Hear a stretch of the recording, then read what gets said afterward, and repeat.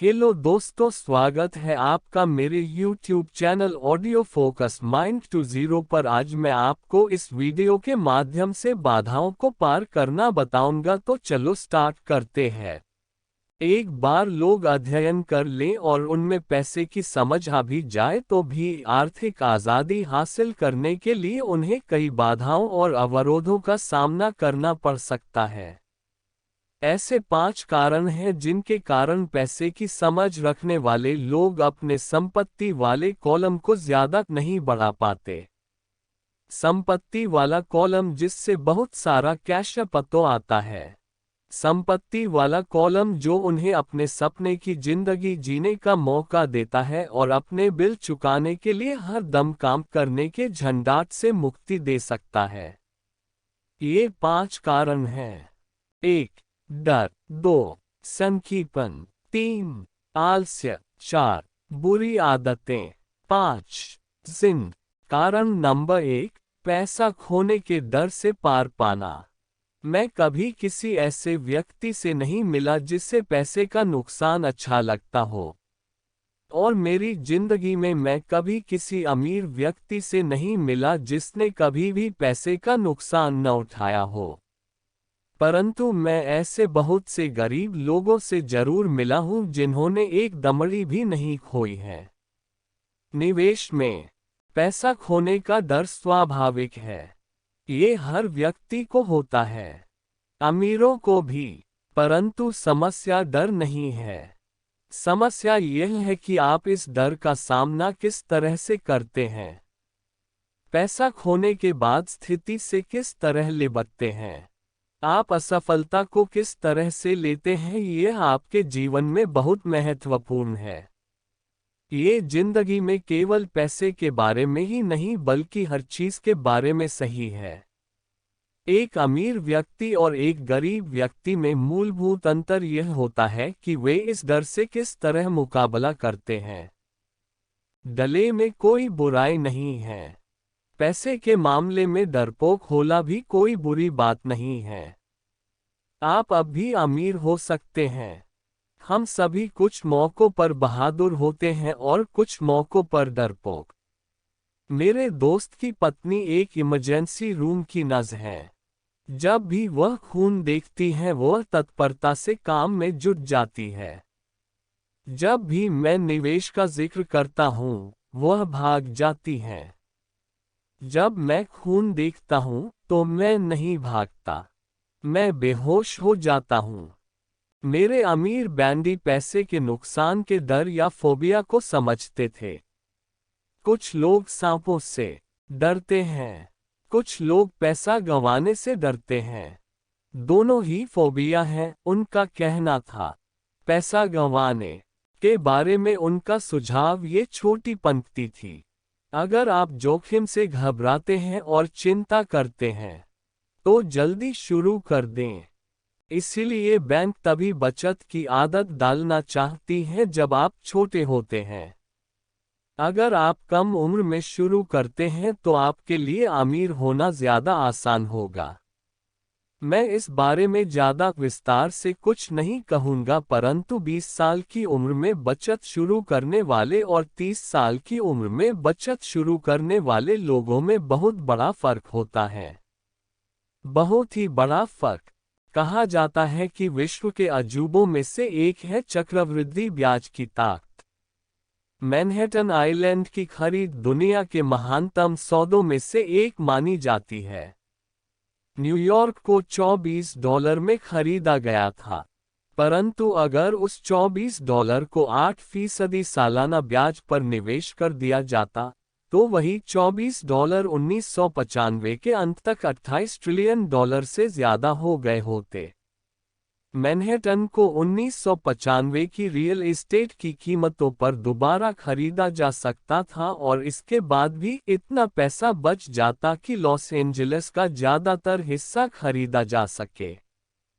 मेरा पड़ोसी एक बड़ी कंप्यूटर कंपनी के लिए काम करता है। वह 25 सालों से वहां पर है। अगले 5 सालों में वह कंपनी को छोड़ देगा और उसके 401 के रिटायरमेंट प्लान में $40 लाख जमा होंगे। यह मुख्य रूप से अच्छी गति से विकसित हो रहे म्यूचुअल फंड में निवेश किए गए हैं जो बाद में बॉन्ड और गवर्नमेंट सिक्योरिटीज में बदल लिए जाएंगे।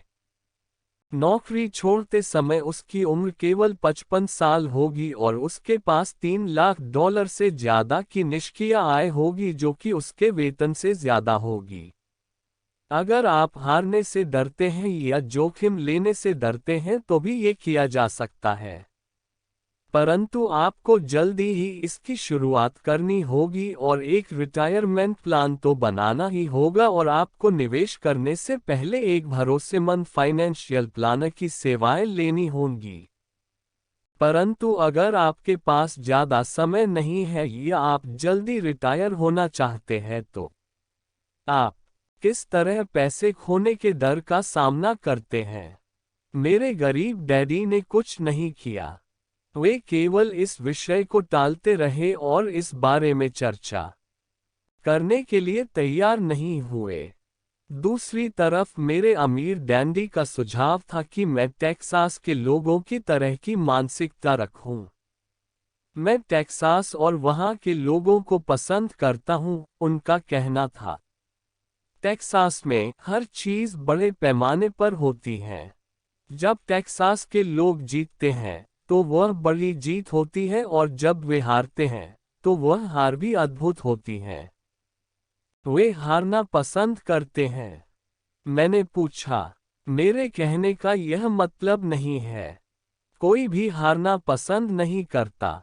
मुझे एक खुश हारा हुआ व्यक्ति दिखा दो और मैं तुम्हें बता दूंगा कि हार ऐसी होती है। अमीर डैडी ने कहा, मैं जोखिम, पुरस्कार और असफलता के बारे में टेक्सास के लोगों के नजरिए के बारे में बात कर रहा है। वे जिंदगी के बारे में इसी तरह से सोचते हैं। वे बड़े स्तर पर जीते हैं। वे यहाँ के ज्यादातर लोगों की तरह नहीं जीते हैं जो पैसे के मामले में बिल्कुल कॉकरोच की तरह होते हैं। जब कोई उन पर रोशनी डालता है तो कॉकरोच घबरा जाते हैं। जब किराने वाला उनकी चिल्लर में से चवन्नी कम कर देता है तो वे शोर मचाने लगते हैं। अमीर डैडी समझाते रहे, मुझे टेक्सास का नजरिया सबसे ज्यादा पसंद है। जब वे जीतते हैं तो उन्हें खुद पर गर्व होता है और जब वे हारते हैं तो वे शेखी बघारते हैं। टेक्सास में एक कहावत है, अगर आपको दिवालिया होना है तो बड़े पैमाने पर हुआ जाए। आप डुप्लेक्स के लिए दिवालिया हो जाएं, इसकी शेखी नहीं बघारी जा सकती। यहाँ पर ज्यादातर लोग हारने से इतना डरते हैं कि उनके लिए दिवालिया होने के लिए डुप्लेक्स भी नहीं होता। वे माइक और मुझे ये लगातार बताया करते थे कि आर्थिक असफलता का सबसे बड़ा कारण ये होता है कि लोग खेल को बहुत ज्यादा सुरक्षात्मक तरीके से खेलते हैं। लोग हौले से इतना ज्यादा डरते हैं कि वे हार जाते हैं, थे उनके शब्द थे। फैंटा किंटन, जो एक वक्त का महान NFL क्वार्टरबैक था, ने इसी बात को दूसरी तरह से कहा है, जीतने का मतलब है हारने से न डरना। मेरी अपनी जिंदगी में मैंने यह पाया है कि जीत हमेशा हार के ठीक बाद आती है। जब मैंने आखिरकार मोटरसाइकिल चलाना सीखा तो उसके पहले मैं कई बार गिरा। मैं आज तक किसी गोल्फर से नहीं मिला हूं जिसने कोई गोल्फ बॉल न घुमा दी हो। मैं आज तक ऐसे प्रेमियों से भी नहीं मिला हूं जिनका कभी दिल न टूटा हो और मैं आज तक कभी ऐसे अमीर आदमी से भी नहीं मिला हूं जिसने कभी पैसा न मंगवाया हो। तो ज्यादातर लोग आर्थिक रूप से इसलिए नहीं जीत पाते क्योंकि उन्हें अमीर होने की खुशी से पैसा खोने का दर्द कहीं ज्यादा होता है। टेक्सास में एक और कहावत है, हर आदमी स्वर्ग जाना चाहता है परंतु कोई मरना नहीं चाहता। ज्यादातर लोग अमीर होने का सपना देखते हैं परंतु पैसा खोने के विचार से कांप जाते हैं, इसलिए वे कभी स्वर्ग नहीं पहुंच पाते। अमीर डैडी माइक और मुझे टेक्सास में अपनी यात्राओं के बारे में कहानियां सुनाया करते थे। अगर आप वास्तव में ये सीखना चाहते हैं कि जोखिम को, हार और असफलता को किस तरह से संभाला जाए तो सैज एंटोनियो जाकर अलेमो को देखो। अलेमो उन बहादुर लोगों की महान कथा है जिनके पास सफलता की कोई उम्मीद नहीं थी, फिर भी यह जानते हुए भी उन्होंने लड़ने का विकल्प चुना। उन्होंने समर्पण करने के बजाय मरने का विकल्प चुना। ये पढ़ने योग्य प्रेरक कथा है। वैसे यह एक दुखद सैन्य हार है। वे आखिरकार असफल हुए। वे हार गए। तो टेक्सास के लोग किस तरह असफलता का सामना करते हैं? वे अब भी चिल्लाते हैं, अलेमो को याद रखो। माइक और मैंने ये कहानी कई बार सुनी। जब भी अमीर डैडी किसी बड़े सौदे को करने वाले होते थे और वे नर्वस होते थे, तब वे हमें ये कहानी सुनाया करते थे। जब भी वे पर्याप्त मेहनत कर चुके होते थे और या तो मामला सही हो जाता था या बिगड़ जाता था, तब वे हमें ये कहानी सुनाया करते थे। हर बार जब वे गलती करने या पैसा गंवाने से डरते थे, तब वे हमें ये कहानी सुनाया करते थे। इससे उन्हें ताकत मिलती थी, क्योंकि यह कहानी उन्हें याद दिलाती थी कि किस तरह पैसे के नुकसान को आर्थिक विजय में बदला जा सकता है। अमीर डैडी जानते थे कि असफलता उन्हें ज्यादा मजबूत और स्मार्ट बनाएगी। ऐसा नहीं था कि उन्हें हारना पसंद था या वे हारना चाहते थे, वे केवल इतना जानते थे कि वे कौन थे और वे किस तरह हार का सामना करेंगे। वे नुकसान उठा लेंगे और फिर उसे जीत में बदल लेंगे। यही उन्हें एक विजेता बनाता था और दूसरों को पराजित। इससे उन्हें जोखिम उठाने के लिए सीमा लांघने का साहस मिलता था, जबकि बाकी लोग उस सीमा के पार नहीं जा पाते थे। इसीलिए मैं टेक्सास के लोगों को इतना पसंद करता है। उन्होंने एक बड़ी असफलता को लिया और उसे एक पर्यटन स्थल के रूप में बदल लिया जिससे करोड़ों की आमदनी हो रही है। उद्धरण चिन्ह। परंतु उनके सबसे अर्थपूर्ण शब्द शायद ये हैं, टेक्सास के लोग अपनी असफलताओं को दफनाते नहीं हैं। वे उनसे प्रेरणा लेते हैं। वे अपनी असफलताओं को लेकर उन्हें नारों में बदल देते हैं। असफलता टेक्सास के लोगों को जीतने के लिए प्रेरित करती है। परंतु ये फॉर्मूला केवल टेक्सास के लोगों का ही फॉर्मूला नहीं है, ये सभी जीतने वालों का फॉर्मूला है। जैसा मैंने कहा, मोटरसाइकिल से बार बार गिरना गाड़ी चलाना सीखने की प्रक्रिया का हिस्सा था। मुझे याद है कि गिरने के बाद मुझमें गाड़ी चलाना सीखने के लिए ज्यादा दृढ़ निश्चय आ गया था। मेरा दृढ़ निश्चय गिरने से कम नहीं हुआ था। मैंने ये भी कहा है कि मैं कभी किसी ऐसे गोल्फर से नहीं मिला जिसकी बॉल कभी गलत नहीं गई हो। किसी चोटी के प्रोफेशनल गोल्फर के लिए बॉल खोना या टूर्नामेंट हारना उसे ज्यादा बेहतर बनने, कड़ी मेहनत करने और ज्यादा अध्ययन करने के लिए प्रेरित करता है। इससे वे ज्यादा बेहतर बनते हैं। जीतने वालों के लिए द्वार प्रेरणादायक बन जाती हैं। हारने वालों को हार बर्बाद कर देती हैं। जॉन डी रॉकफेलर के शब्दों में, मैं हमेशा हर संकट को अवसर में बदलने की कोशिश करता था। और जापानी अमेरिकी होने के नाते मैं भी यही कह सकता हूँ। कई लोग कहते हैं कि पर्ल हार्बर अमेरिकी गलती थी। मैं कहता हूं कि यह जापानी गलती थी। टोरा फिल्म में एक संयमित जापानी एडमिरल खुशियों मना रहे अपने अधीनस्थों से यह कहता है, मुझे डर है कि हमने एक सोते हुए राक्षरा को जगा दिया है। पर्ल हार्बर को याद करो। एक नारा बन गया। यह अमेरिका की सबसे बड़ी द्वारों में से एक थी, फिर भी इसके कारण उसे जीतने की प्रेरणा मिली। इस बड़ी हार से अमेरिका को ताकत मिली और अमेरिका जल्दी ही दुनिया में एक बहुत बड़ी ताकत के रूप में उभरकर सामने आया। असफलता जीतने वालों को प्रेरणा देती है और हारने वालों को बर्बाद कर देती है। ये जीतने वालों का सबसे बड़ा रहस्य और सूत्र है। ये वह रहस्य है जिसे हारने वाले नहीं जानते। जीतने वालों का महानतम रहस्य यह है कि असफलता जीतने की प्रेरणा देती है, इसलिए उन्हें हार से डर नहीं लगता। मैं फैन टाकॉन्टन के शब्दों को एक बार फिर से दोहराना चाहता हूं। जीतने का मतलब है हार से न डरना। फ्रैन टाकेंटल जैसे लोग हारने से इसलिए नहीं डरते क्योंकि वे जानते हैं कि वे कौन हैं। वे हारने से नफरत करते हैं इसलिए वे जानते हैं कि हार केवल उन्हें ज़्यादा बेहतर बनने के लिए प्रेरित कर सकती है। हारने से डरने और हारने से नफरत करने में बहुत बड़ा अंतर होता है। ज़्यादातर लोग पैसा गंवाने से इतना डरते हैं कि वे हार जाते हैं। वे डुप्लेक्स के कारण ही दिवालिया हो जाते हैं। आर्थिक रूप से वे जीवन में बहुत ज़्यादा सुरक्षात्मक खेल खेलते हैं और बहुत छोटे पैमाने पर खेलते हैं। वे बड़े घर और बड़ी कारें तो खरीद लेते हैं परंतु वे बड़े निवेश नहीं करते। वह प्रमुख कारण जिसके कारण 90% अमेरिकी जनता पैसे के लिए संघर्ष करती है यह है कि वे हार से बचने के लिए खेलते हैं। वे जीतने के लिए नहीं खेलते। वे अपने फाइनेंशियल प्लानर्स या अकाउंटेंट्स या स्टॉक ब्रोकर्स के पास जाते हैं और एक संतुलित पोर्टफोलियो खरीद लेते हैं।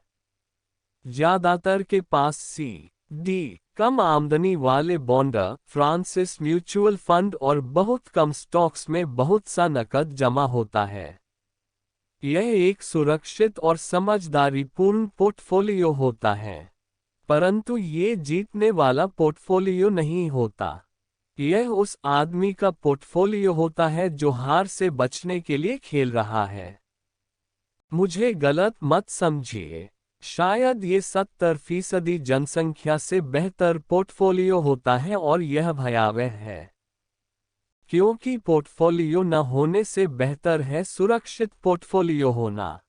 ये किसी ऐसे व्यक्ति के लिए बहुत बढ़िया पोर्टफोलियो होता है जो सुरक्षा को पसंद करता है, परंतु सुरक्षित खेल खेलने और संतुलित निवेश पोर्टफोलियो वह तरीका नहीं है जिससे सफल निवेशक अपना खेल खेलते हैं।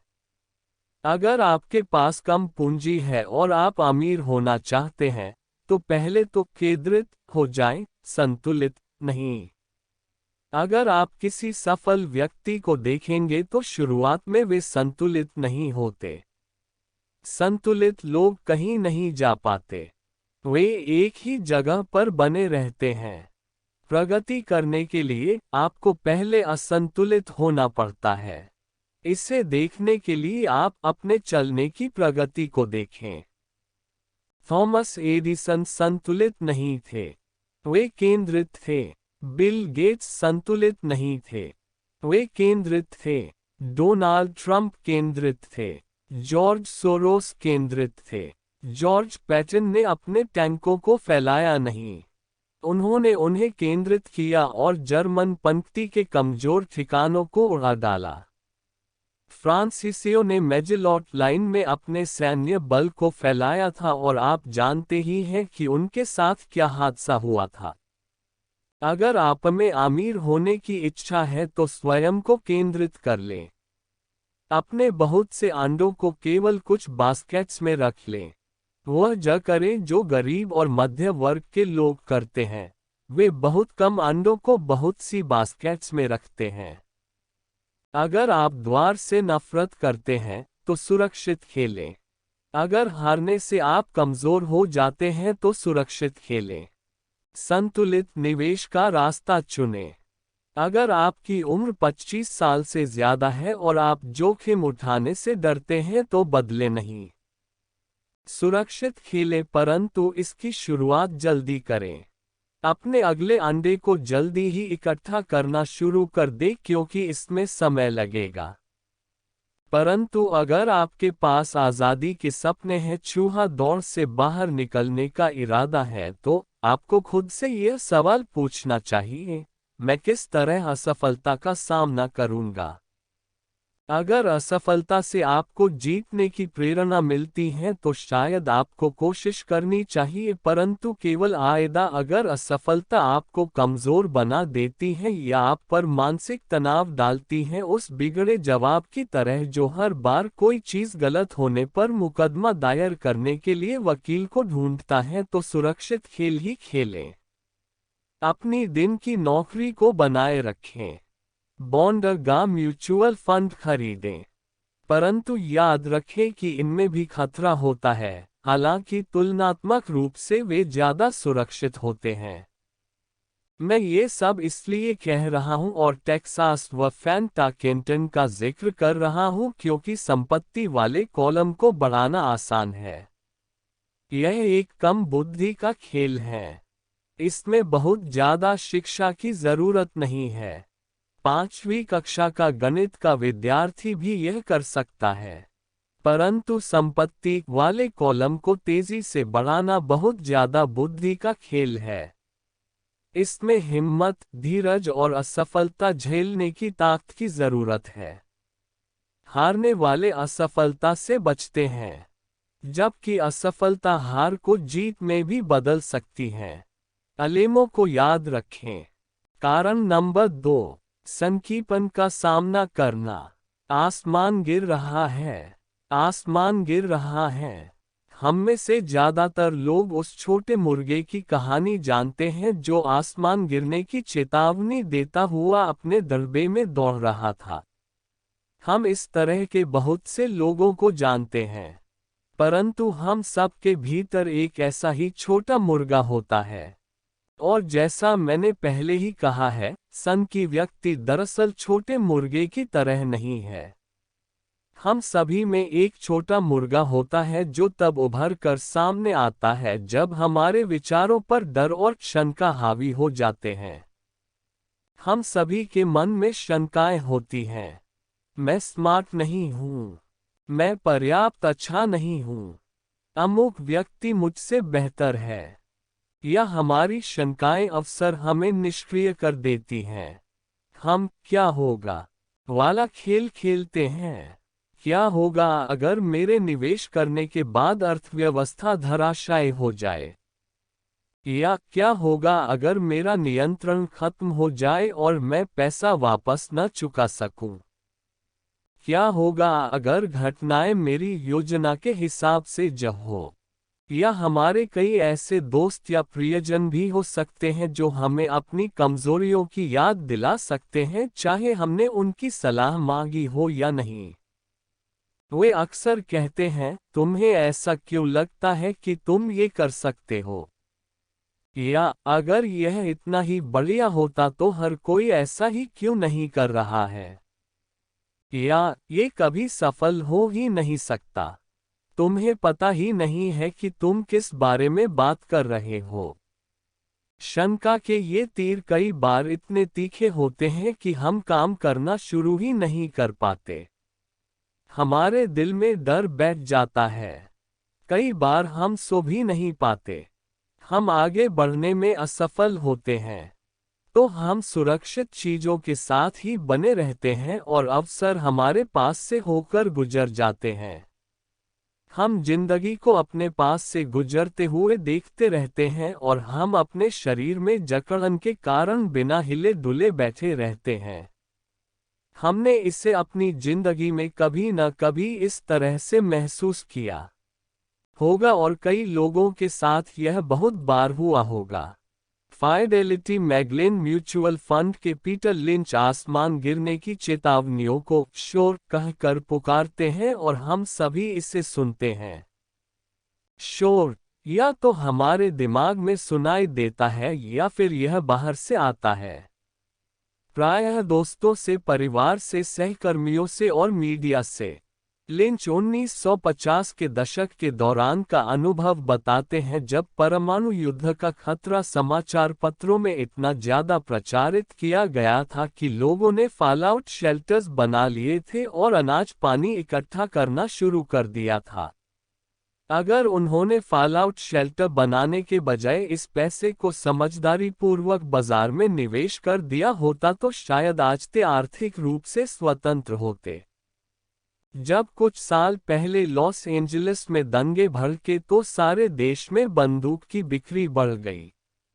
वॉशिंगटन राज्य में एक आदमी हैमबर्गर के मांस के कारण मर जाता है और एरिजोना हेल्थ डिपार्टमेंट सभी रेस्तराओं को आदेश देता है कि बीफ को अच्छी तरह से पकाया जाए।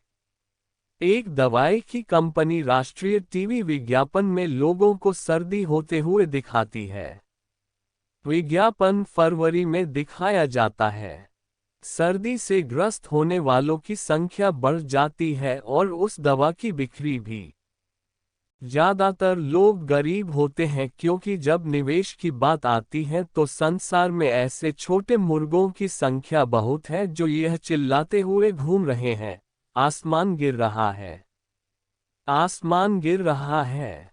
और छोटे मुर्गे इसलिए प्रभावित होते हैं क्योंकि हम सभी के अंदर एक छोटा मुर्गा होता है। विनाश की अफवाहों और बुरे समय की कल्पना से आपके मन में शंका और डर पैदा न हो, इसमें बहुत ज्यादा बहादुरी की जरूरत होती है।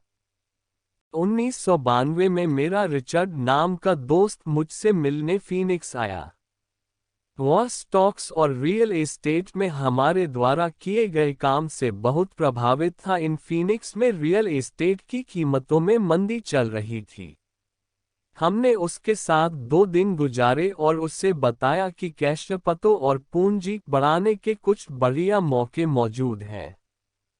मेरी पत्नी और मैं रियल एस्टेट के एजेंट नहीं हैं, हम विशुद्ध निवेशक हैं।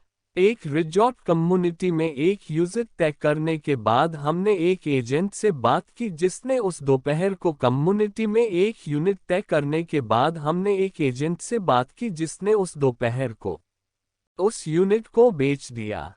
2 बेडरूम के उस घर की कीमत केवल $42,000 थी। इसी तरह के यूनिट उस समय 65,000 में बिक रहे थे। उसे यह बहुत फायदे का सौदा लगा। रोमांचित होकर उसने इसे खरीद लिया और बोस्टन लौट गया। 2 सप्ताह बाद एजेंट ने हमें फोन किया कि हमारा दोस्त पीछे हट गया था।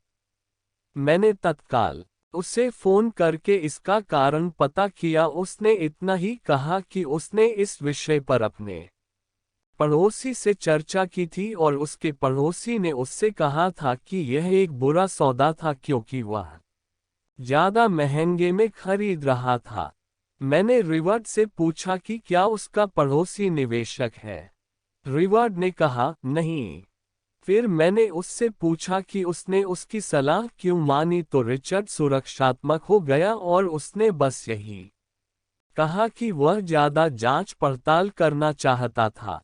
फीनिक्स में रियल एस्टेट बाजार के दिन पलटे और 1994 में उस छोटे से यूनिट से $1,000 प्रति माह किराया मिल रहा था। जाड़े के पीक सीजन में $2,500 प्रति माह। 1995 में यूनिट की कीमत बढ़कर $95,000 हो गई थी। रिचर्ड को इतना ही करना था कि वह शुरुआत में $5,000 चुका दे और चूहा दौड़ से बाहर निकलने की प्रक्रिया शुरू हो जाती। आज भी वह कुछ नहीं कर पाया है और फिजिक्स के सौदे जैसे मौके अब भी मौजूद हैं, बस आपको उन्हें कुछ ज्यादा गौर से देखना पड़ेगा। रिवर्ड के पीछे हटने से मुझे ताज्जुब नहीं हुआ था। इससे खरीदार का पछतावा कहा जाता है और यह हम सबको प्रभावित करता है। यही शंकाएं हमें ले डूबती हैं। छोटा मुर्गा जीत जाता है और हम आजादी का मौका गंवा देते हैं। दूसरे उदाहरण में मैं सी.डी. के बजाय टैक्स लिएन सर्टिफिकेट्स में अपनी संपत्ति का कुछ हिस्सा रखता हूं। मैं अपने पैसे पर 16% प्रति वर्ष कमाता हूं, जो बैंकों द्वारा दिए जाने वाले 5% से निश्चित रूप से काफी ज्यादा है। ये प्रमाण पत्र रियल एस्टेट द्वारा सुरक्षित होते हैं और राज्य के कानून द्वारा संरक्षित होते हैं, जो निश्चित रूप से ज्यादातर बैंकों से ज्यादा बेहतर होते हैं। जिस आधार पर उन्हें खरीदा जाता है वह भी काफी सुरक्षित फॉर्मूला है। उनमें सिर्फ एक दिक्कत ये होती है कि उन्हें भुनाया नहीं जा सकता, तो मैं उन्हें 2 से 7 साल की सी.डी. मान लेता हूँ। हर बार जब भी मैं किसी को बताता हूँ, खासकर उसे जिसने अपना पैसा सी.डी. में रखा हुआ है, कि मैं अपने पैसे को इस तरह रखता हूँ, तो वे मुझे बताते हैं कि यह खतरनाक है। वे मुझे बताते हैं कि मुझे ऐसा नहीं करना चाहिए। मैं उनसे पूछता हूं कि उन्हें ये ज्ञान कहां से मिला, तो वे कहते हैं कि उनके दोस्त या निवेश की पत्रिका से। उन्होंने ऐसा कभी नहीं किया, और वे दूसरे व्यक्ति को जो ऐसा कर रहा है ये बता रहे हैं कि उसे ऐसा क्यों नहीं करना चाहिए। मैं जिस सबसे कम आमदनी की उम्मीद करता हूं वह 16% होती है, परंतु जिन लोगों के मन में शंका होती है वे केवल 5% से ही संतुष्ट हो जाते हैं। शंका बहुत महंगी साबित होती है।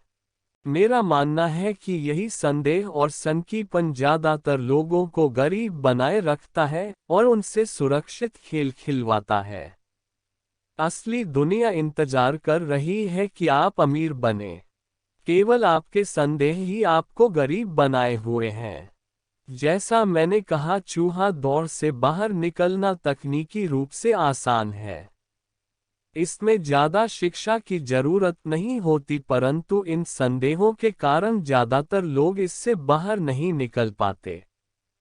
शंकालु लोग कभी नहीं जीत पाते, अमीर डैडी का कहना था। शंका और डर के कारण व्यक्ति संदेहवादी बन जाता है। शंकालु व्यक्ति आलोचना करते हैं, जबकि जीतने वाले लोग विश्लेषण करते हैं। यह उनकी एक और पसंदीदा कहावत थी। अमीर डैडी ने ये स्पष्ट किया कि आलोचना से दिमाग बंध जाता है, जबकि विश्लेषण से आंखें खुल जाती हैं। विश्लेषण से जीतने वाले ये देख सकते हैं कि आलोचक अंधे हैं, और वे उन मौकों को भी देख सकते हैं जो और किसी को नहीं देख पाते हैं, और दूसरे लोग जिन मौकों को नहीं देख पाते उन्हें देखने की क्षमता किसी भी तरह की सफलता की कुंजी है। जो लोग पैसे की आज़ादी ढूंढ रहे हैं उनके लिए रियल एस्टेट निवेश का एक दमदार तरीका है। ये निवेश का एक अद्भुत तरीका है। परंतु जब भी मैं रियल एस्टेट का जिक्र करता हूं तो मुझे ये सुनने को मिलता है, मैं टॉयलेट नहीं सुधारना चाहता। इसी को पीटर लिंच शोर कहते हैं। इसी को मेरे अमीर डैडी शंकालु लोगों के बहाने कहते थे। ऐसे लोग जो केवल आलोचना करते हैं, विश्लेषण नहीं करते। ऐसे लोग जिनके दिमाग पर उनकी शंकाओं और डसे का पर्दा पड़ जाता है, वे अपनी आंखें नहीं खोलते। तो जब कोई कहता है मैं टॉयलेट नहीं सुधारना चाहता, तो मैं जवाब देता हूं, आपको ऐसा क्यों लगता है कि मैं ये करना चाहता हूं? वे ये कह रहे हैं कि जो उन्हें चाहिए टॉयलेट उससे ज्यादा महत्वपूर्ण है। मैं चूहा दौड़ से बाहर निकलने की आज़ादी के बारे में बात करता हूं, और उनका पूरा ध्यान टॉयलेट पर लगा रहता है। इसी तरह के विचार ज्यादातर लोगों को गरीब बनाए रखते हैं। वे विश्लेषण करने के बजाय आलोचना करते रहते हैं। मैं नहीं करना चाहता, आपकी सफलता की कुंजी को अपने अंदर समाये रहते हैं, अमीर डैडी का कहना था। चूंकि मैं भी टॉयलेट ठीक करने में ज्यादा रुचि नहीं रखता, इसलिए मैं एक प्रॉपर्टी मैनेजर की तलाश कर लेता हूं जो टॉयलेट ठीक करने का ध्यान रखता है। घरों या अपार्टमेंट्स को चलाने के लिए एक बढ़िया प्रॉपर्टी मैनेजर को ढूंढने के बाद मेरा कैश पतो बढ़ जाता है। परंतु इससे भी ज्यादा महत्वपूर्ण यह है कि एक बढ़िया प्रॉपर्टी मैनेजर मुझे और ज्यादा रियल एस्टेट खरीदने का मौका देता है, क्योंकि मुझे टॉयलेट का ध्यान नहीं रखना पड़ेगा। एक बढ़िया प्रॉपर्टी मैनेजर रियल एस्टेट में सफलता की कुंजी है। मेरे लिए रियल एस्टेट से भी ज्यादा महत्वपूर्ण है एक अच्छा मैनेजर खोजना। प्राय किसी बढ़िया प्रॉपर्टी मैनेजर को अच्छे सौदों के बारे में पहले से पता चल जाता है, जबकि रियल एस्टेट एजेंट्स को बाद में पता चलता है, जिसके कारण वे और भी ज्यादा मूल्यवान हो जाते हैं। मैं नहीं करना चाहता को सफलता की कुंजी कहने के पीछे अमीर डैडी का यही मतलब था। चूंकि मैं भी टॉयलेट ठीक नहीं करना चाहता, इसलिए मैंने यह विचार किया कि किस तरह ज्यादा रियल एस्टेट खरीदी जाए और चूहा दौड़ से बाहर निकलने की प्रक्रिया तेज की जाए। जो लोग ये कहना जारी रखते हैं, मैं टॉयलेट नहीं सुधारना चाहता, ते अक्सर इस सशक्त निवेश माध्यम से खुद को वंचित रखते हैं। उनके लिए टॉयलेट उनकी आज़ादी से ज़्यादा महत्वपूर्ण होता है। स्टॉक मार्केट में मैं अक्सर लोगों को ये कहते हुए सुनता हूँ, मैं अपना पैसा नहीं गंवाना चाहता। उन्हें ऐसा क्यों लगता है कि मैं या कोई और व्यक्ति पैसा गंवाना पसंद करता है? वे सिर्फ इसलिए पैसे नहीं बना पाते क्योंकि वे पैसा गंवाने के लिए तैयार नहीं होते। विश्लेषण करने के बजाय वे एक और सशक्त निवेश के माध्यम यानी स्टॉक मार्केट की तरफ से अपने दिमाग को बंद कर लेते हैं। दिसंबर 1996 में मैं अपने मित्र के साथ नज़दीकी गैस स्टेशन के पास से गुजर रहा था। उसने देखा और अनुमान लगाया कि तेल की कीमतें बढ़ जाएंगी। मेरा दोस्त बहुत चिंता करता रहता है, यह छोटा मुर्गा है। उसके हिसाब से आसमान हमेशा गिरने वाला होता है और अक्सर आसमान उसी के सिर पर गिरता है। जब हम घर पहुंचे तो उसने मुझे वह तमाम कड़े बताए कि अगले कुछ सालों में तेल की कीमतें क्यों बढ़ेंगी। यह आंकड़े मुझे पहले पता नहीं, हालांकि मैंने वर्तमान ऑयल कंपनी में बहुत से शेयर खरीदे हुए थे। उस सूचना के आधार पर मैंने तत्काल एक नई ऑयल कंपनी की खोज शुरू कर दी जिसे उसके वास्तविक मूल्य से कम आंका गया हो। मुझे ऐसी ऑयल कंपनी मिल गई जो तेल के कुछ भंडारों को खोजने वाली थी। मेरा ब्रोकर इस नई कंपनी को लेकर खासा रोमांचित हो गया और मैंने 65 सेंट प्रति शेयर की दर पर 15,000 शेयर खरीद लिए। फरवरी 1997 में मैं उसी दोस्त के साथ उसी गैस स्टेशन के पास से गुजर रहा था और कीमत प्रति गैलन 15% बढ़ चुकी थी। एक बार फिर छोटा मुर्गा चिंता करने लगा और शिकायत करने लगा। मैं मुस्कुराया क्योंकि जनवरी 1997 में उस छोटी ऑयल कंपनी ने तेल खोज लिया था और वह 15,000 शेयर अब बढ़कर $3 प्रति शेयर हो गए थे और मेरे दोस्त के अनुसार गैस की कीमतें लगातार बढ़ती रहेंगी। विश्लेषण करने के बजाय ये छोटे मुर्गे अपने दिमाग को बंद कर लेते हैं।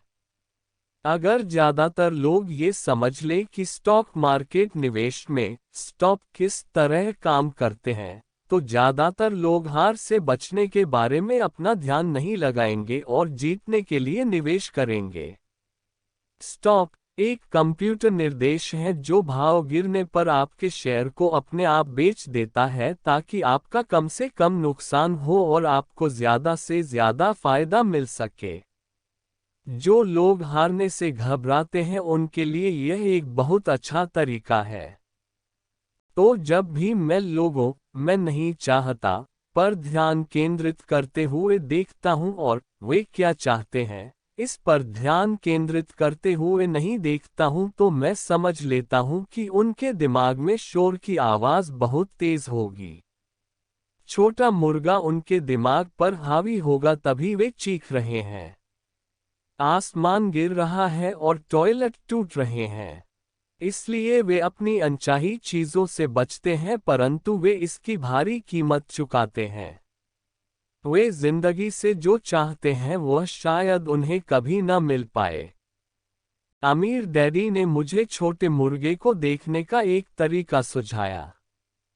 वही करो जो कर्नल सैंडर्स ने किया था। 66 साल की उम्र में उनका व्यवसाय चौपट हो गया था और वे अपनी सोशल सिक्योरिटी के वेग पर गुजर बसर कर रहे थे। इतना ही नहीं, वे फ्रांड विकन की अपनी रेसिपी के साथ पूरे देश में इसे बेचने की कोशिश कर रहे थे। किसी के हाँ कहने के पहले इस रेसिपी के लिए 1009 बार ना कहा गया और वे उस उम्र में करोड़पति बने जिस उम्र में लोग काम छोड़कर आराम करना चाहते हैं। वे एक बहादुर और जिद्दी व्यक्ति थे। अमीर बैंडी हार्टेन सैंडर्स के बारे में कहा करते थे, जब भी आप शंका में हों और थोड़े डरे हुए हों, तो वही करें जो कर्नल सैंडर्स ने अपने छोटे मुर्गे के साथ किया था, उसे फ्राई कर लें। कारण नंबर 3, आलस्य व्यस्त लोग अक्सर बहुत आलसी होते हैं। हम सभी ने उस व्यवसाय की कहानियां पढ़ी हैं जो पैसे कमाने के लिए कड़ी मेहनत करता है। वह अपनी पत्नी और बच्चों की सुख सुविधा के लिए काफी मेहनत करता है। वह ऑफिस में बहुत देर तक काम करता है और सप्ताहांत में भी ऑफिस के काम को घर पर ले आता है। एक दिन वह जब घर लौटता है तो उसे घर सूना मिलता है। उसकी पत्नी अपने बच्चों के साथ घर छोड़कर चली जाती है। उसे पता था कि उसके और उसकी पत्नी के बीच में मतभेद है, परंतु उस रिश्ते को ज्यादा मजबूत बनाने के बजाय वह काम में ही व्यस्त बना रहा। निराश होकर वह अपने काम के प्रति लापरवाह हो जाता है और उसके काम पर इतना ज्यादा असर पड़ता है कि उसकी नौकरी चली जाती है। आज मैं बहुधा ऐसे लोगों से मिलता है जो इतने व्यस्त हैं कि उन्हें अपनी संपत्ति की परवाह करने की भी फिक्र नहीं है, और ऐसे भी लोग हैं जो इतने ज्यादा व्यस्त हैं कि उन्हें अपने स्वास्थ्य की परवाह ही नहीं है। दोनों का कारण एक ही है, वे व्यस्त हैं और वे व्यस्त बने रहना चाहते हैं क्योंकि वे किसी चीज का सामना नहीं करना चाहते। उन्हें ये बताने की जरूरत नहीं है, अंदर से वे खुद जानते हैं। वास्तव में अगर आप उन्हें याद दिलाएं तो वे गुस्सा हो जाते हैं या चिढ़ जाते हैं। डामरा वे नॉनवेरी नॉम या वाल्यूटे साथ है व्यास्टा नहीं हाइम टू टेक टीवी 10 चट्टी पकाने मो खेलने या शॉपिंग करने में व्यस्त होते हैं, परंतु अंदर से वे जानते हैं कि वे किसी महत्वपूर्ण चीज का सामना करने से कतरा रहे हैं। यह आलस का सबसे आम रूप है। यहाँ आलस का मतलब है व्यस्त बने रहना। तो आलस का इलाज क्या है? जवाब है थोड़ा सा लालच। हम में से ज्यादातर लोगों का लालन पालन इस तरह से किया गया है कि हम तालव या इच्छा को बुरा समझाते हैं। मेरी माँ कहा करती थी, लालची लोग बुरे लोग होते हैं। परंतु हम में से हर एक अच्छी चीजें, नई चीजें, रोमांचक चीजें हासिल करना चाहता है, तो उस इच्छा की भावना को काबू में रखने के लिए प्रायः माँ बाप इच्छा को अपराध बोध से जोड़ देते हैं। तुम हमेशा अपने बारे में ही सोचते हो, क्या तुम्हें नहीं मालूम कि तुम्हारे भाई बहन भी हैं? यह मेरी माँ की फेवरेट कहावत थी। या तुम क्या खरीदना चाहते हो? मेरे डैडी की फेवरेट कहावत थी, तुम ऐसा सोचते हो जैसे हमारे पास बहुत पैसा है। क्या तुम सोचते हो कि पैसा पेड़ पर लगता है? हम अमीर नहीं हैं, तुम तो जानते ही हो। मुझ पर शब्दों का तो उतना असर नहीं पड़ा, परंतु उन शब्दों में जो गुस्सा और अपराध बोध का सम्मिश्रण था, उसका मुझ पर बहुत ज्यादा असर हुआ। या इसके विपरीत अपराधबोध का जाल ये था, मैं तुम्हारे लिए ये खरीद कर अपने जीवन का बलिदान दे रहा हूँ। मैं तुम्हारे लिए यह इसलिए खरीद रहा है क्योंकि जब मैं छोटा था तो मेरे माँ बाप मुझे ये खरीद कर नहीं दे पाए थे। मेरा एक पड़ोसी है जो पूरी तरह दिवालिया है, परंतु वह अपनी कार को अपने गराज में पार्क नहीं कर सकता। गराज में उसके बच्चों के खिलौने भरे पड़े हैं। उन बिगड़े हुए बच्चों को मुंह मांगी चीज मिल जाती है। उस पड़ोसी के शब्द है, मैं नहीं चाहता कि उन्हें किसी चीज की कमी हो। उसने उनके कॉलेज के लिए या अपने रिटायरमेंट के लिए कुछ भी अलग से बचाकर नहीं रखा है, परंतु उसके बच्चों को हर खिलौना मिल जाता है। उसे डाक में एक नया क्रेडिट कार्ड मिला और वह अपने बच्चों को घुमाने के लिए लास वेगास ले गया। मैं यह अपने बच्चों के लिए कर रहा हूँ, यह उसके महान बलिदान के शब्द थे। अमीर डैडी इस वाक्य से चिढ़ते थे, मैं इसे नहीं खरीद सकता। उद्धरण चिन्ह। मेरे असली घर में मुझे यही वाक्य अक्सर सुनने को मिल जाता था। इसके बजाय अमीर डैडी चाहते थे कि उनके बच्चे ये कहें, मैं इसे किस तरह खरीद सकता हूँ। उनका तर्क था कि मैं इसे नहीं खरीद सकता। इस वाक्य से आप अपने दिमाग का दरवाजा बंद कर लेते हैं। इसे अब और ज्यादा सोचने की जरूरत नहीं होती। मैं इसे किस तरह खरीद सकता हूँ। वाक्य से आपके दिमाग के दरवाजे खुल जाते हैं। इससे ये सोचने पर मजबूर होता है और जवाब ढूंढता है। परंतु सबसे महत्वपूर्ण बात तो यह है कि मैं इसे नहीं खरीद सकता। ये वाक्य झूठा होता है और इंसान की आत्मा ये बात जानती है। इंसान की आत्मा बहुत ताकतवर होती है, उनका कहना था। ये जानती है कि यह कुछ भी कर सकती है। जब एक आलसी दिमाग कहता है कि मैं इससे नहीं खरीद सकता, तो आपके भीतर एक युद्ध छिड़ जाता है। आपकी आत्मा गुस्सा हो जाती है और आपके आलसी दिमाग को अपने झूठ पर अड़े रहना पड़ता है। आत्मा चीखती है, चलो भी हम जिम चलकर कसरत करते हैं। और आलसी दिमाग कहता है, परंतु मैं थका हुआ हूँ। आज मैंने सचमुच बहुत काम किया है। या इंसान की आत्मा कहती है, मैं गरीबी से थक गई हूँ। चलो इस दलदल से निकलते हैं और अमीर बनते हैं। इस पर आलसी दिमाग कहता है, अमीर लोग लालची होते हैं। इसके अलावा इसमें झंझट और तकलीफ बहुत है। ये सुरक्षित नहीं है। मेरा पैसा डूब सकता है। वैसे भी मैं बहुत मेहनत कर रहा हूँ। मेरे पास पहले से ही बहुत काम है। देखो आज रात को ही मुझे कितना काम करना पड़ेगा। मेरा बॉस कह रहा था कि यह काम सुबह तक पूरा हो जाना चाहिए। उद्धरण चिन्ह। मैं इसे नहीं खरीद सकता, ये वाक्य दुख से भरा है। इससे लाचारी की भावना आती है, जिससे निराशा और इसके बाद अवसाद पैदा हो जाता है। इसके लिए एक और शब्द है, उदासीनता। मैं इससे किस तरह खरीद सकता हूँ। वाक्य से संभावनाओं, रोमांच और सपनों की दुनिया खुल जाती है। इसलिए मेरे अमीर डैडी इस बात से ज्यादा चिंतित नहीं होते थे कि आप क्या खरीदना चाहते हैं, परंतु वे ये जानते थे कि मैं इसे किस तरह खरीद सकता हूँ।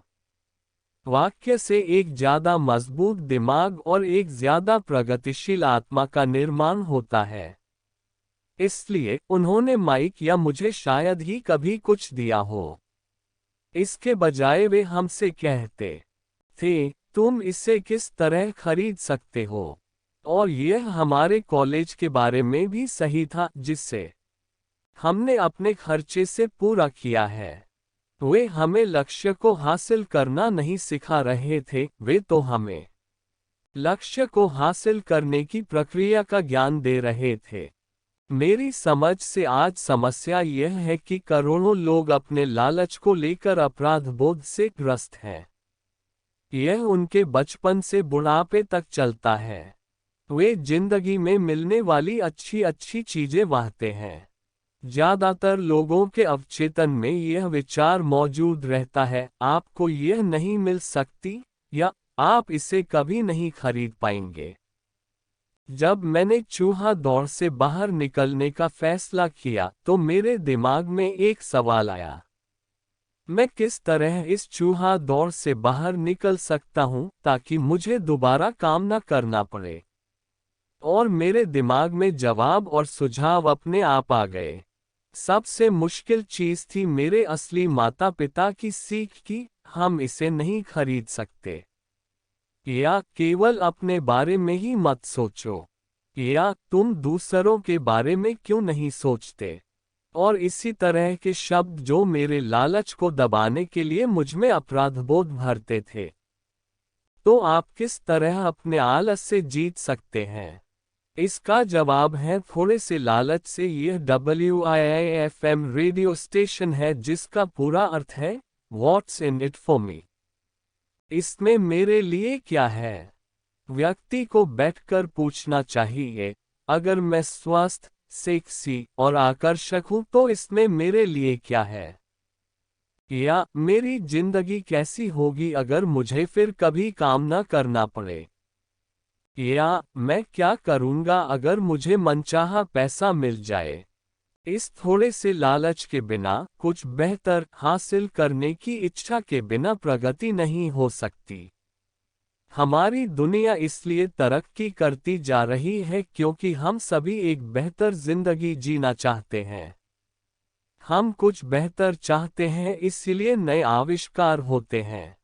हम स्कूल जाते हैं और मेहनत से पढ़ते हैं क्योंकि हम कुछ बेहतर चाहते हैं।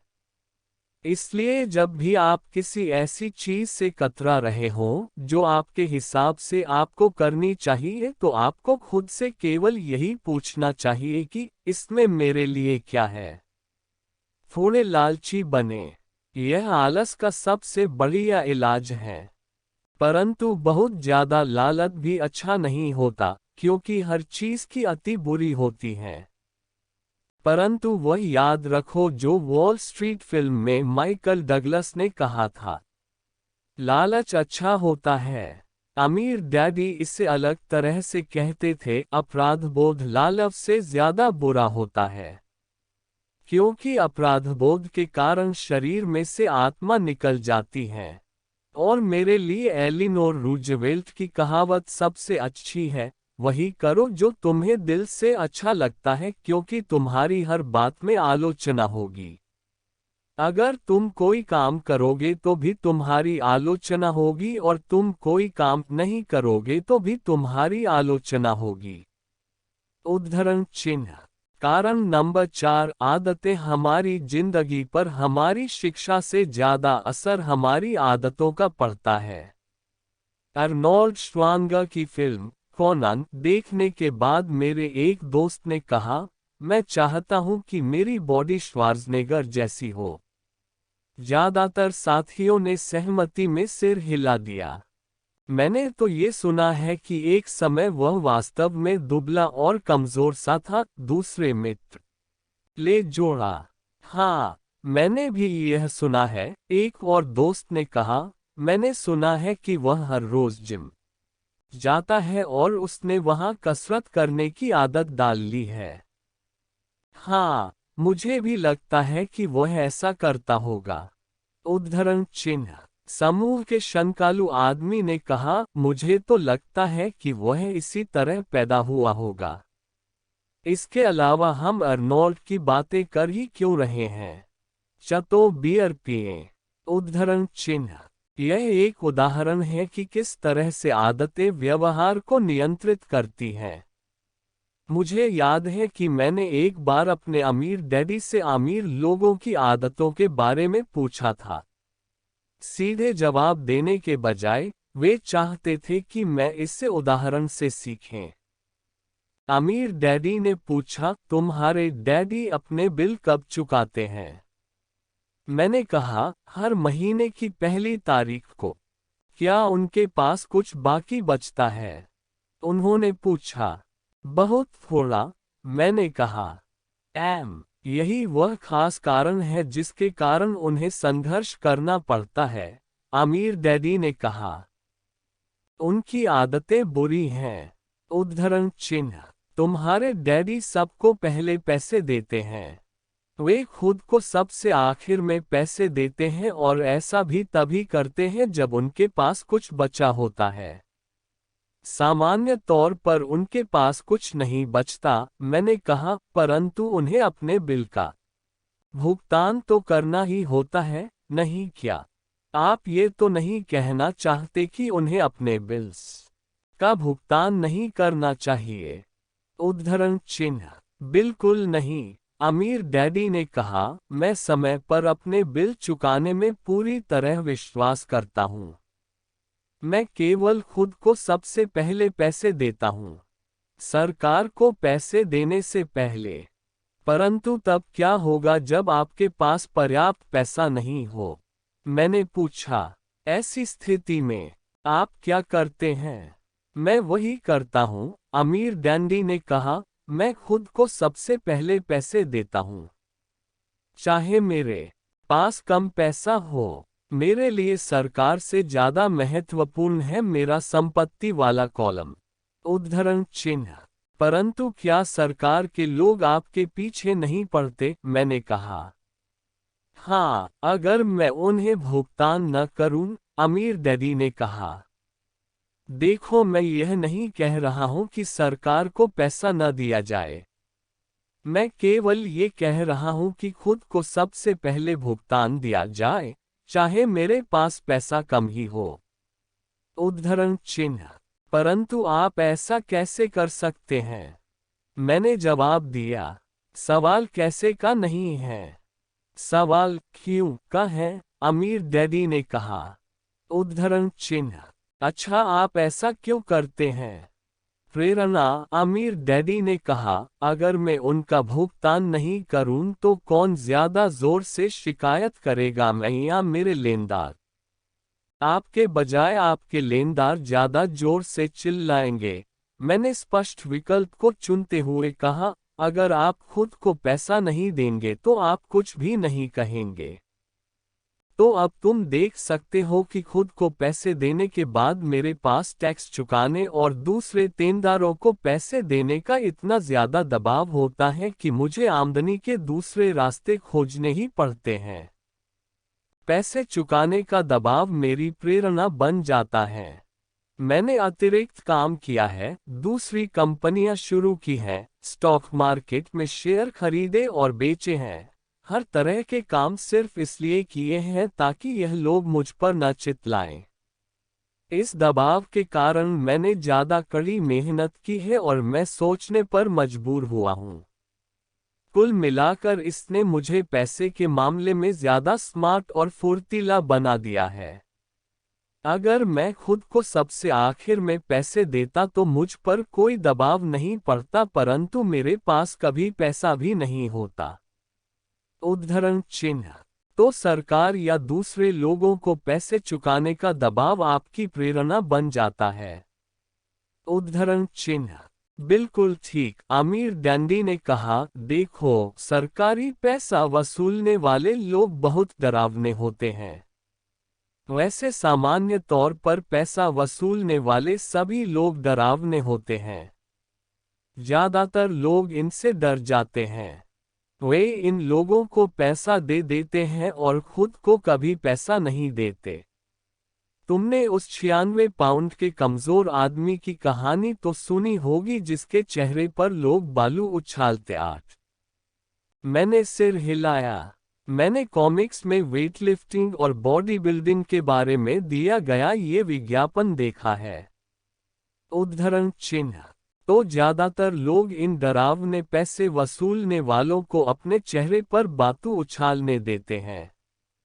मैंने डरावने लेनदारों के डर का इस्तेमाल खुद को ज्यादा मजबूत बनाने के लिए किया है। बाकी लोग ज्यादा कमजोर हो जाते हैं। खुद को ये सोचने के लिए मजबूर करना कि अतिरिक्त धन कहाँ से आएगा जिम जाने की तरह है और वहाँ वजन उठाने की तरह है। मैं अपने दिमाग की मांसपेशियों से जितना काम करता हूँ, मैं उतना ही ज्यादा मजबूत होता जाता हूँ। अब मैं इन डरावने लेनदारों से जरा भी नहीं डरता है। मुझे अमीर डैडी की बातें पसंद आ रही थीं, तो अगर मैं पहले खुद को पैसे देता हूँ, तो मैं आर्थिक और मानसिक दृष्टि से ज्यादा मजबूत हो सकता हूँ। उद्धरण चिन्ह। अमीर डैडी ने सहमति में सिर हिलाया। और अगर मैं खुद को सबसे आखिर में पैसे देता हूँ या बिल्कुल भी पैसे नहीं देता हूँ, तो मैं कमजोर हो जाता हूँ। इसलिए बॉस, मैनेजर, टैक्स वसूलने वाले, बिल वसूलने वाले और मकान मालिक जैसे लोग मुझे जिंदगी भर इधर उधर ठोकर मारते रहेंगे। सिर्फ इसलिए क्योंकि पैसे के बारे में मेरी आदतें अच्छी नहीं हैं। अमीर डैडी ने सिर हिलाया। 96 पाउंड के कमजोर आदमी की तरह। कारण नंबर 5, जिद अहंकार और अज्ञान का मिला जुला रूप है। जो मैं जानता हूँ उससे पैसा आता है, जो मैं नहीं जानता उसके कारण मैं पैसा खोता हूँ। हर बार जब मैंने जिद की है, मैंने पैसा गंवाया है। वह इसलिए क्योंकि जब मैं जिद करता हूँ तो मैं दरअसल ये भरोसा करता हूँ कि जो मैं नहीं जानता वह महत्वपूर्ण नहीं है। अमीर डैडी मुझे अक्सर बताया करते थे। मैंने पाया है कि कई लोग जिद का प्रयोग अपना अज्ञान छुपाने के लिए भी करते हैं।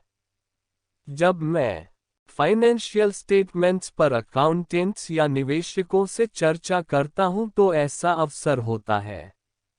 वे चर्चा में अपनी जिद के आधार पर जीतना चाहते हैं। मैं समझ जाता है कि जिस मुद्दे पर बात हो रही है उसके बारे में उन्हें पर्याप्त ज्ञान नहीं है। वे झूठ नहीं बोल रहे होते हैं, परंतु वे सच भी नहीं बोल रहे होते हैं।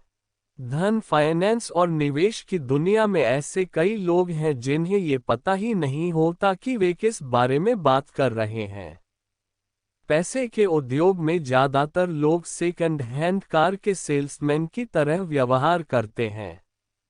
जब आप जानते हो कि आप किसी विषय में अज्ञानी हैं तो उस क्षेत्र में किसी विशेषज्ञ को ढूंढकर या उस विषय पर कोई अच्छी पुस्तक पढ़कर अपना ज्ञान बढ़ाना शुरू कर दें। Thanks for watching videos.